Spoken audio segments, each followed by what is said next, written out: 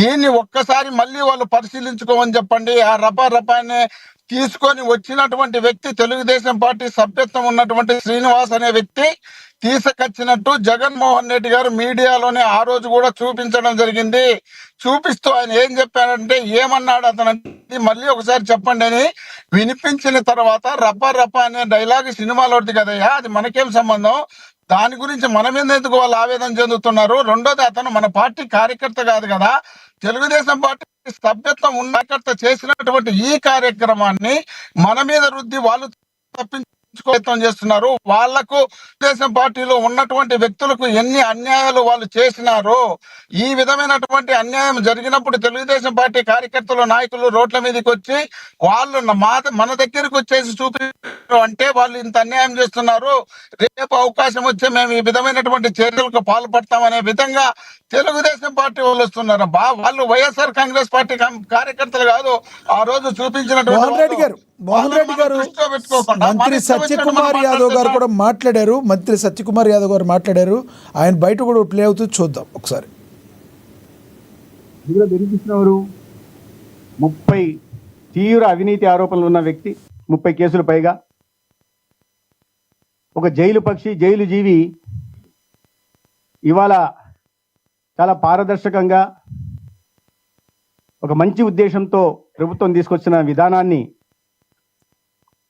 పైన అసత్య ప్రచారం చేయడమే కాకుండా వారిని జైలుకు పంపుతా అనడం, మీరు జైలుకి కాదు కదా, మీకు ఇష్టమైన భాషలో మీకు తెలిసిన భాషలో చెప్పాలంటే వారి నెత్తి మీద వెంట్రుకు కూడా పీకలేరని జగన్మోహన్ రెడ్డి గారికి, ఆ పార్టీ నాయకులకు నేను తెలియజేస్తున్నాను.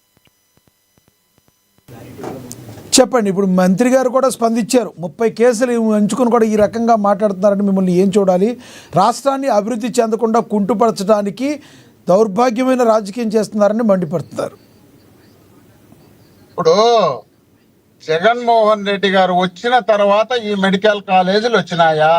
చంద్రబాబు నాయుడు గారు 15 సంవత్సరాలు ముఖ్యమంత్రిగా ఉన్నప్పుడు ఈ మెడికల్ కాలేజీలు వచ్చినాయా అనేది ఈ బుర్ర పెట్టుకోవాలి ఒకసారి ఆ మినిస్టర్ గారిని.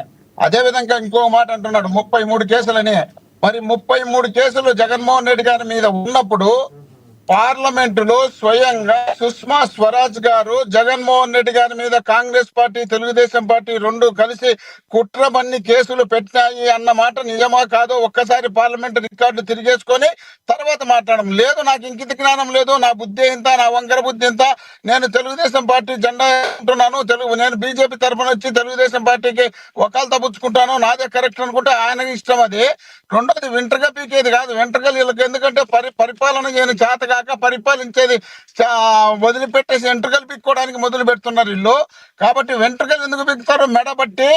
మెడబట్టి కాలర్ బట్టి ఏడ్చుకుపోయి జైల్లో పెడతారు రేపు అక్రమాలకు పాల్పడినటువంటి వ్యక్తులను. దాన్ని దృష్టిలో పెట్టుకొని మాట్లాడకుండా వెంట్రుక పీకమను, జుట్టు పీకమను, కాళ్ళు పీకమను అంటే అవన్నీ ఇక్కడ కాదు పీకేది. రేపు గవర్నమెంట్ మారిన తర్వాత వీళ్ళు చేస్తున్నటువంటి అరాచకాలు అన్యాయాలను లెక్క కట్టి మళ్ళీ తీర్చుకునే కార్యక్రమాన్ని చేస్తామని చెప్తున్నారు తప్ప వీళ్ళ మాదిరి రోడ్లలో నరికేది, రేపులు చేసేది, చిన్నపిల్లలను రేపు చేసి వాళ్ళ కేసులు వాళ్ళ మళ్ళీ మాపు లేకుండా చేసేది, వాళ్ళ శవాలు లేకుండా చేసేది, ఈ విధంగా చేయాలనే ఆలోచనలో జగన్మోహన్ రెడ్డి గారు లేరు.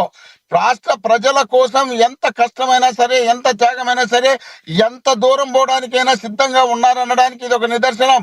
ఆ రోజు వీళ్ళు చెప్పడంతో పాటు జగన్మోహన్ రెడ్డి గారు అధికారంలో లేనప్పుడు ఆయన ఎమ్మెల్యే కానీ, ఎంపీ కానీ, మినిస్టర్ కానీ ఏమీ కానప్పుడు ఆయన మీద అక్రమ కేసులు Telugu Desam party, BJP, Congress party రెండు కలిసి పెట్టినాయనేది వాళ్ళ సుష్మా స్వరాజ్ తో పాటు వాళ్ళు పెట్టినటువంటి సిబిఐ డైరెక్టర్ గా ఉన్నటువంటి లక్ష్మీనారాయణ గారు స్వయంగా చెప్పడం జరిగింది. ఇది రాజకీయానికి సంబంధించినటువంటి కేసు, ఇది 1,00,000 కోట్లని వాళ్ళ ఆరోపణలు రాజకీయంగా చేసిందే తప్ప దీంట్లో ఏమాత్రం నిజం లేదు అని చెప్పినటువంటి వీళ్ళు ఇష్టం వచ్చినట్టు వీళ్ళు ఈ రోజు దాన్ని అడ్డపెట్టుకుని మాట్లాడుకోవాలనే దేశంలో భాగంగా వాళ్ళు మాట్లాడుతున్నారు తప్ప ఇందులో వాస్తవం లేదనేసి వాళ్ళు పెట్టినటువంటి సిబిఐ డైరెక్టర్ చెప్పినారు కదా.